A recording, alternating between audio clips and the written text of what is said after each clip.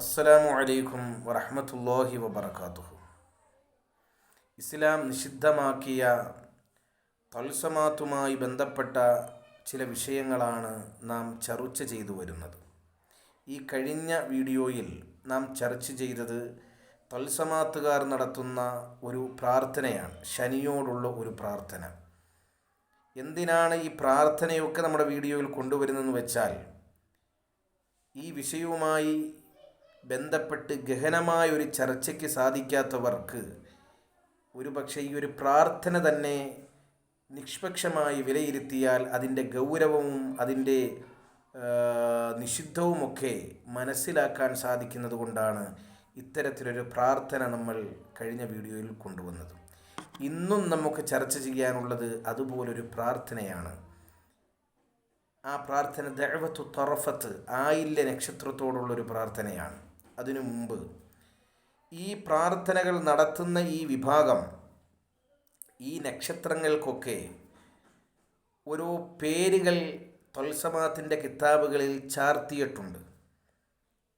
ഉദാഹരണം, 28 അബ്ജദ് അക്ഷരങ്ങളിൽ ഓരോ അക്ഷരവും 28 നക്ഷത്രങ്ങൾക്കവർ നൽകിയിട്ടുണ്ട്. ഉദാഹരണം അശ്വതി.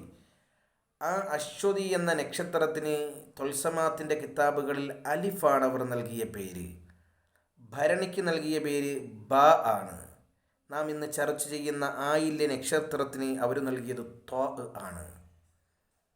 എന്തിനാണ് ഇവർ ഇങ്ങനെ ഒരു തരികിട വിദ്യ നടത്തിയതെന്ന് വെച്ചാൽ, ജനങ്ങളുടെ ഇടയിൽ ഇത് വിമർശിക്കപ്പെടാതിരിക്കുവാനും ഇത് മാർക്കറ്റ് ചെയ്യപ്പെടുവാനും വേണ്ടിയാണ്. ഷുമൂസുൽ അൻവാർ എന്ന അസ്മാഅുകാരുടെയും തൽസമാത്തുകാരുടെയും മാസ്റ്റർ പീസായ ഈ ഗ്രന്ഥത്തിൽ ആ രൂപത്തിലാണ് പ്രാർത്ഥനകളെല്ലാം കൊടുത്തിട്ടുള്ളത്. എന്നാൽ കഴിഞ്ഞ ക്ലാസ്സിൽ നാം ചർച്ച ചെയ്ത അൽ ഫൈദുർ റബ്ബാനി ഫി ഇൽമിർ റൂഹാനി എന്ന ഗ്രന്ഥത്തിൽ നേർക്കുനേരെയുള്ള പ്രാർത്ഥനയാണ്, ഒരു സൂചനയും അല്ല. മഹാനായ ഇബ്നു ഖൽദൂൻ റളിയല്ലാഹു അൻഹു അവിടുത്തെ മുഖദ്ദിമയിലും 503-ാമത്തെ പേജിലും ഇത് വളരെ വ്യക്തമായി പറഞ്ഞിട്ടുണ്ട്. ഈ വിഭാഗക്കാർ ഈ നക്ഷത്രങ്ങൾക്ക് ഓരോ നാമങ്ങൾ കൊടുത്തു. ആ രൂപത്തിലായിരിക്കും അവരുടെ പ്രാർത്ഥന. റുമൂസാത്തുകൾ, സൂചനകളാണ് അവർ കൊടുത്തിട്ടുള്ളത്. ഏതായാലും നമുക്ക് പ്രാർത്ഥനയിലേക്ക് മടങ്ങിയെത്താം. ദഅവത്തു തറഫത്ത്, ആയില്യ നക്ഷത്രത്തോടുള്ള ഇവരുടെ പ്രാർത്ഥന.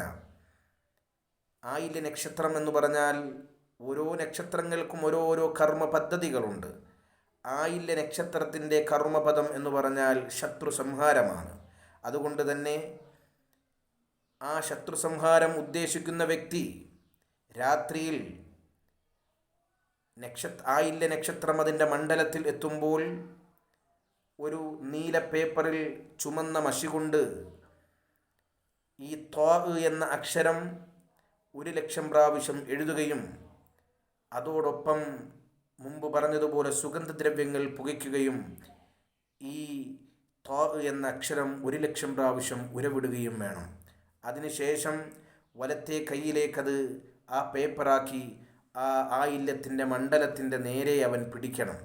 പിടിച്ചിട്ട് പറയണം, ഓ റൂഹാനിയായ രാജാവേ, ഓ റൂഹാനിയുടെ രാജാവേ, അതായത് ആയില്യ നക്ഷത്രത്തിൻ്റെ ആത്മാവേ എന്നർത്ഥം. ആത്മാവേ, ഇന്നാലിന്ന സ്ത്രീയുടെ മകനെ നീ കൈകാര്യം ചെയ്യണം, അവൻ്റെ വീട് നീ നശിപ്പിക്കണം, അവനെ അതിശക്തമായി നീ പിടികൂടുകയും വേണം. ഈ രൂപത്തിൽ ചെയ്തു കഴിഞ്ഞാൽ ആ ആയില്യത്തിൻ്റെ ആത്മാവ് നിന്നെ സഹായിക്കും എന്നും ഇദ്ദേഹം അവസാനം എഴുതി ചേർക്കുന്നു. എത്ര ഗൗരവമുള്ള വിഷയമാണ്! ഒരുപക്ഷെ ഇന്ന് ലോകത്ത് ഏറ്റവും കൂടുതൽ ഇസ്ലാമിൽ വിമർശിക്കപ്പെടേണ്ട വിഷയം മറ്റുള്ളതിനേക്കാൾ ഈ ത്വൽസമാത്ത് ചികിത്സയാണ്. പക്ഷേ പലരും അറിഞ്ഞിട്ടോ അറിയാതെയോ മൗനമാണ് പലരിലും ഉള്ളത്. അള്ളാഹു കാത്തുരക്ഷിക്കട്ടെ. ഈ വിഭാഗത്തിൽ നിന്നും അള്ളാഹു നമ്മളെ സംരക്ഷിക്കട്ടെ. അസ്സലാമു അലൈക്കും വറഹ്മത്തുള്ളാഹി വബറകാതുഹു.